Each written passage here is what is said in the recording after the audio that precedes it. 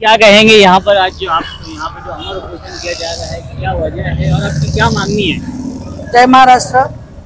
आज सुशील आवटेने आमरण उपोषण जो घेतलंय त्याला कारण पण तसंच आहे। त्यांनी सर्व जे काय आहे त्यांनी पूर्ण सांगितलेलं। हा चौक आहे अण्णासाहेब साठेनगरचा जो आहे आणि त्यांचं जे नाव द्यायला सांगितलंय तो थोर पुरुष काय ह्या पूर्ण भारताला माहिती आहे। त्या थोर पुरुषाचं नाव द्यायचं टाकून एक चहा म्हणून तुम्ही नाव देताय आणि तो पण मेन चौकाला। तर जवळजवळ 6 महिन्यापासून तो पोरगा यासाठी झटतोय।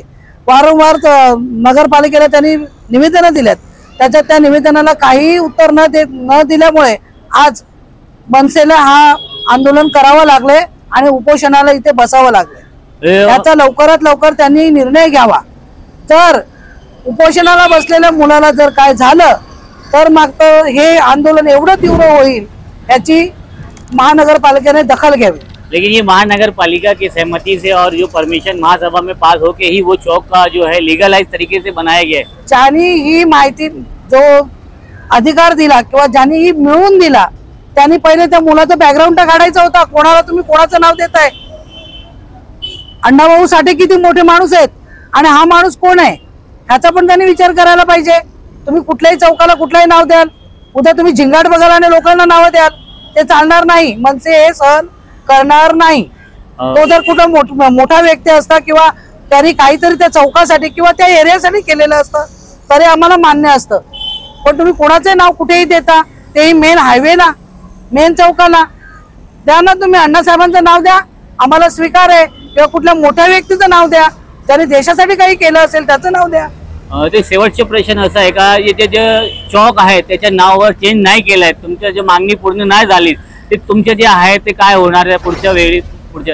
आम्हाला उपोषण करतो याच्यापेक्षा आणखी काय करायला पाहिजे? म्हणजे सरकारला काय माणसांची काय इथे प्रेत बसवायचे आहेत? कॉर्पोरेशनचे जे आहेत, कॉर्पोरेशन मध्ये बसलेले जे आहेत त्यांना जे आहे ते तर आंधळे झाले आहेत म्हणून त्यांना दिसत नाही।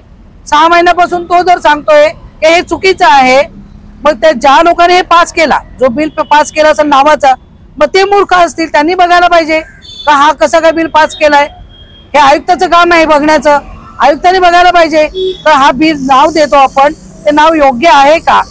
कुठल्याही चौकाला नाव देताना त्याची पडताळणी केली जाते की त्या व्यक्तीचं नाव द्यायला तो व्यक्ती कोण आहे।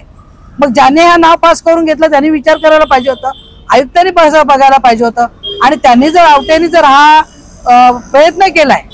मेरा नाम सुशील आवटे है। पिछले 6 महीनों से महाराष्ट्र नवनिर्माण सेना की तरफ से हम ये आंदोलन करते आ रहे। हमेशा हमने भिवंडी के महापौर से, आयुक्त से हमने निवेदन दिए कि उनसे ये चौक को बदलने की मांग की है, लेकिन हर वक्त हमको टाल दिया जाता है और हमको बताया जाता है कि ये महासभा में पास हुआ है। महासभा में गलत ठहराव तुमने पास किया ही कैसे? महासभा में तुमने ये कोई जवान था, ये कोई बॉर्डर पे लड़ने वाला जवान था जो देश के लिए, अपने राज्य के लिए, अपने भारतीयों के लिए शहीद हुआ है। ये इसने आत्महत्या की है, लड़की के लिए आत्महत्या की है। और ऐसे लोगों का अगर तुम वो चौक को नाम देते होंगे तो महाराष्ट्र नवनिर्माण सेना कदापि सहन नहीं करेगी। और आज इसी चीज के लिए हम लोग यहाँ पर आंदोलन कर रहे कि वो चौक वहां से हटा के वहाँ थोर पुरुष लोकशाही अण्णाभाऊ साठे जी या कोई थोर पुरुष का अगर वो नाम देते तो हम इसके लिए बोलते नहीं, लेकिन इन्होंने गलत आदमी का नाम दिया है। जो 20 साल का लड़का जिसने कोई अच्छा काम आज तक किया ही नहीं, ऐसे जो और वो लड़की के लिए जिसने आत्महत्या कर ली, वैसे लोगों का नाम देना ये कहीं गलत है।